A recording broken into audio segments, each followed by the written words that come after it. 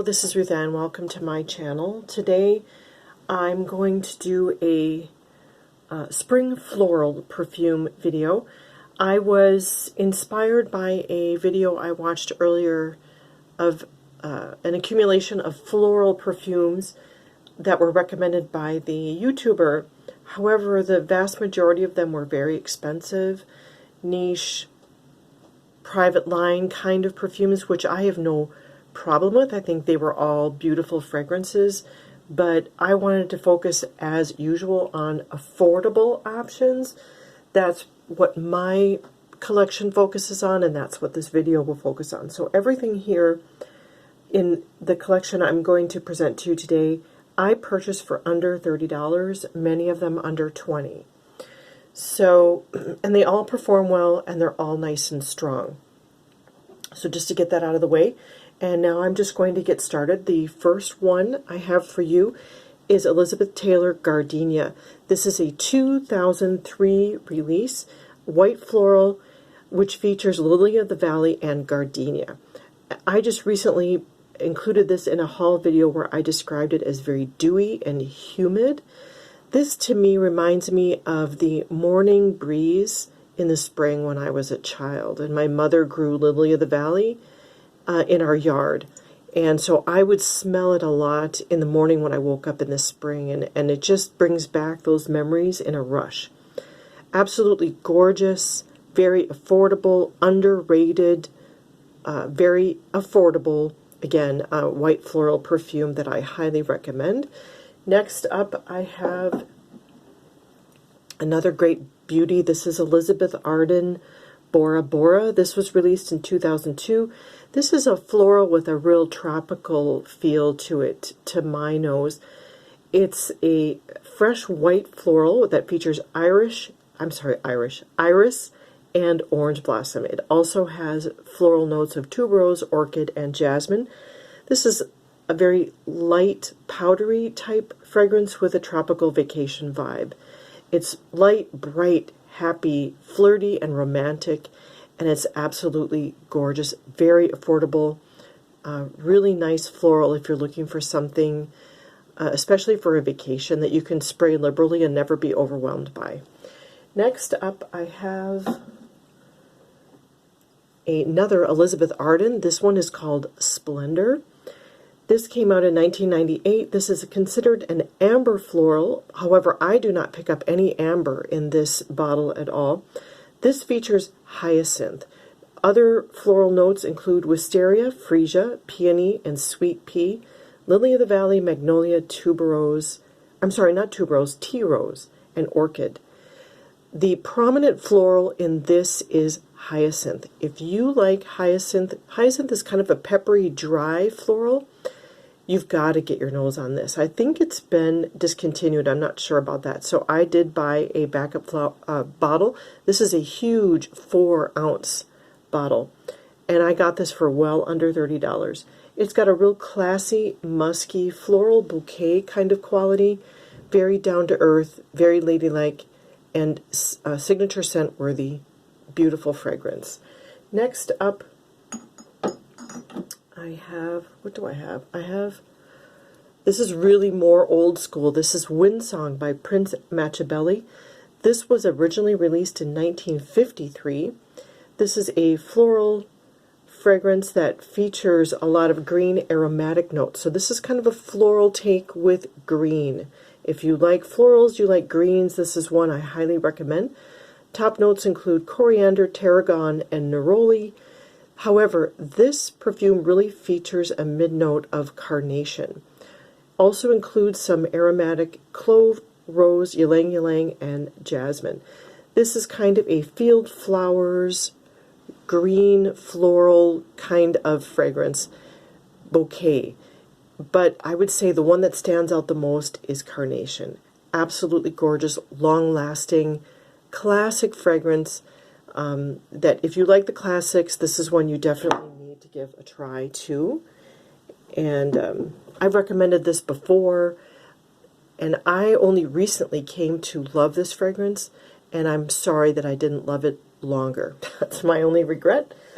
Next up, I have Another big white floral. This is Sung by Alfred Sung. This was released in 1986. This is a classy, clean, office fragrance, friendly, signature scent worthy kind of a white floral. In the top, there's hyacinth, ylang-ylang, galbanum, and citrus notes. In the mid, this features jasmine, lily of the valley, carnation, iris, rose, and orchid. And it has a base note of orange blossom, among others. But that is the floral note. So this is a big white bouquet kind of a fragrance. When I looked on Fragrantica, there was a lot of negative reviews on this, and I don't know what that's about, because to my nose, this is a very inoffensive, beautiful floral fragrance. I think sometimes what happens is people who review these fragrances don't really like florals, or they don't like classics. So if you like classics and you like florals, I think you will like this. It's very hard to dislike. If you don't like florals, you don't like classics, you won't like it. So this isn't rocket science, but I think it's beautiful. Next up, I have something a little different for a floral. This is Jovan Black Musk. There's a picture on the front of, I believe this is a tropical flower.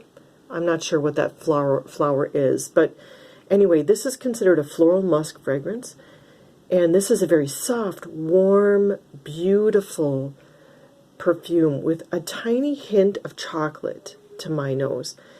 It's a very simple perfume. It's in the top, there's floral notes and berries, and in the base we have a bunch of nice warm musk.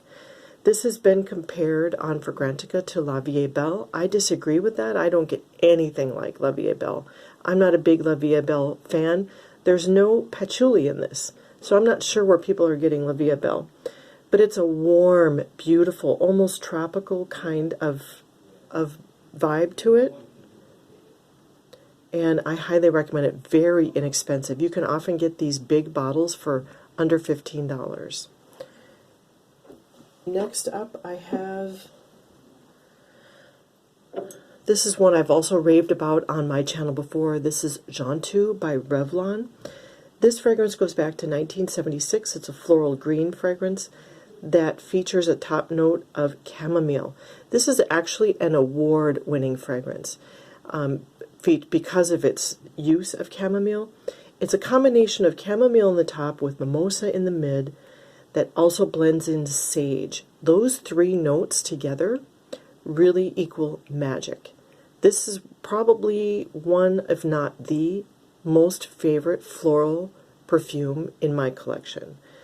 In fact, I've smelled a lot of really expensive floral mixture, floral bouquet kind of fragrances, and nothing that I've ever smelled in the niche or the designer realm of perfumery, to my nose, in my opinion, comes close to Gentoo. It's just absolute masterpiece of a floral. It's a field flower, yellow floral mixed with these with sage and green notes that are just bright, happy, just perfect. This is, in my opinion, floral perfection. Really, really beautiful.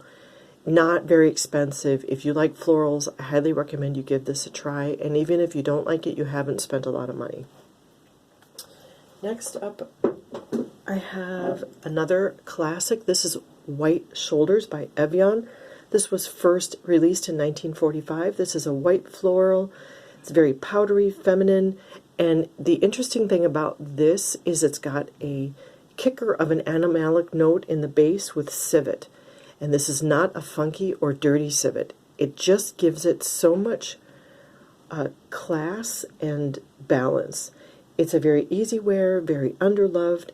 The floral notes featured here are orange flower, jasmine, and lily of the valley.